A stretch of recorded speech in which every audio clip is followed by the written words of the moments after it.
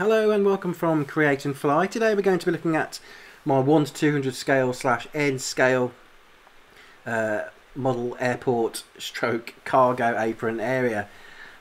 Something a little bit different for you. Many of you who have followed my channel before will know that in my man cave I have my 1 to 400 and 1 to 500 scale layout there, and then I've built onto the left of it the 1 to 200 scale. So at the moment my room is starting to fill up with layouts, which isn't a bad thing, but it gives me the opportunity to take photographs and video for this channel.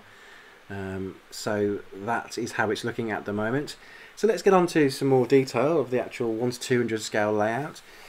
So I've got the flight school, which I've just added, and it's basically going to be sat there. There's going to be some cars parked up there, a little bit of parking area. I've got a zebra crossing in there, a bit of a pavement area. I've added in some street lights, and there is a kind of emergency response area. I've got a fire truck, ambulance, and I've dropped a couple of follow me vehicles in there just because they kind of look the part, really.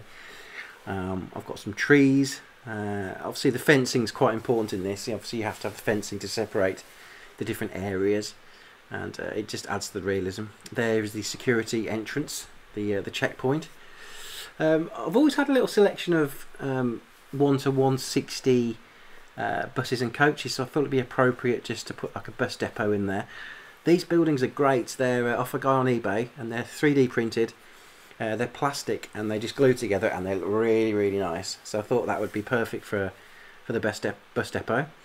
I will say that, you know, those are 1 to 160 scale. Obviously 1 to 200 scale is 1 to 200 scale, and there is a slight discrepancy in scale, obviously. But they seem to work okay, and I'm happy with it, and that's the main thing. So there's the bus depot there, and then moving into, as we go through the security checkpoint, we then turn left and we can get into the cargo depot. So this is a card built building. It's got 6 bays on the front, 6 bays on the back, really nice and sturdy, and that was a pleasure to build. That was really nice. And there I've got my DHL, FedEx and other trucks parked up at the bays. I've actually left a little gap to the side of the cargo building there for another security checkpoint to get into the actual airport itself. Obviously the people who work there need somewhere to park, so here is the employees parking area just to the rear of the other buildings, and that's where they will park, and then they'll walk up to do their job.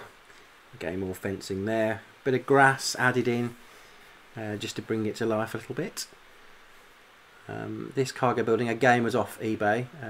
I've put the little detail on there, like the air conditioning units on the roof and on the side of the building.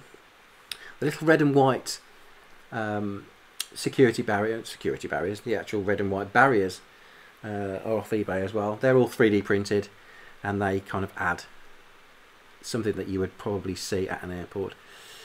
This 737-200 is a cargo plane. It's actually a Revel kit. It is 1 to 200 scale.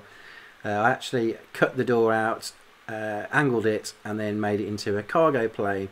Obviously in Canada they still do the cargo combis with Canadian North, so I thought it'd be quite nice to have something a little bit different doing the job there. Those stairs are from the KLM GSE set, seem to fit perfectly with that. I love the little cones. I think they're perfect. Again, they're 3D printed. There's the reverse of the cargo building there, so you've got the 6 bays and then various different activity going on there. In the corner we have some kind of construction area. Not sure what I'm going to do with that yet, but that's over there.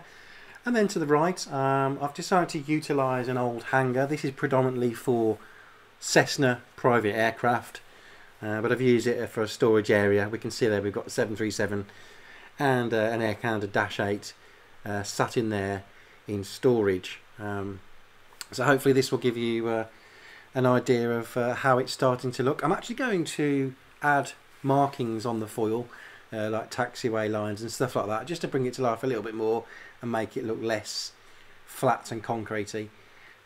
So hopefully that should be another job for me to do. I hope you've enjoyed this video, and give you a bit of an insight into where I am with it currently at the moment.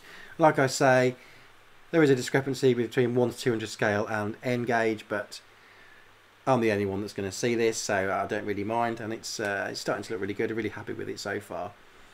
Okay, so don't forget to subscribe and like, and if you want to leave any comments, I'd love to hear from you.